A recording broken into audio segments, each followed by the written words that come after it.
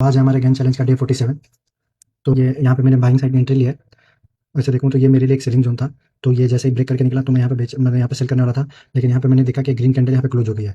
मतलब जितने भी सेलर्स होंगे सबका ऐसा लेट हो गया होगा। तो इसीलिए मैंने यहाँ पे बाइंग की एंट्री किया। तो लेकिन मैंने सोचा कि थोड़ा ये नीचे और आ जाए, तो इसलिए मैंने बाइंग की एंट्री किया है। तो मैंने इस रेड कैंडल के लो पे यहाँ पे बाइंग की एंट्री किया है।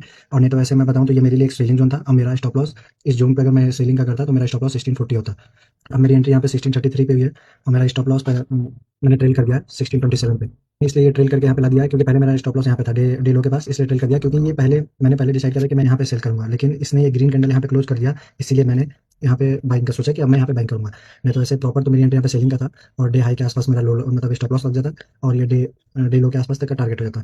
तब ये मेरे ट्रेलिंग एसएल के आसपास आ गया है।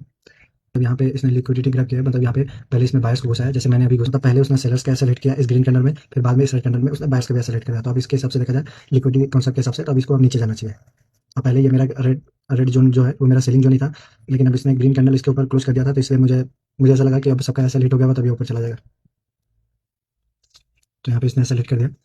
तो देखिए यहाँ पे मैंने इस रेड कैंडल में मेरा ऐसा हिट हो गया। तो अब ये देखेंगे तो ये वापस अब यहाँ से ये गिरा है वापस से। ये जो ग्रीन वाला जोन है ये बाइंग जोन था, ये बाइंग जोन के आसपास आया। तो जिसको एंट्री लेना होता है इधर का एंट्री ले लेता है, ये इस जोन का लो का स्टॉप लॉस लगा देता। फिर ये वापस उसी रेड जोन पे गया, सेलिंग जोन पे गया, थोड़ा ऊपर निकला, इसमें भी वही सेम कंसेप्ट लगा। पहले देखिए ये इतनी मतलब ये बार बार इस जोन पे गिरा था, यहाँ पे गिरा था, यहाँ पे गिरा था, यहाँ पे गिरा था, यहाँ पे गिरा था। तो अब यहाँ पे थोड़ा बाहर निकला, फिर यहाँ से गिर गया, यहाँ पे भी थोड़ा बाहर निकला, यहाँ पे रेजिस्टेंस के ऊपर ऊपर क्लोज किया, फिर अगले कैंडल से फिर ये गिर गया। तो इस इन सब में इसने लिक्विडिटी ग्रैब किया, मतलब सबका पहले सेलर्स का सेलेक्ट किया, फिर बाद में जो बायर्स घुसे फिर उनका सेलेक्ट कर दिया।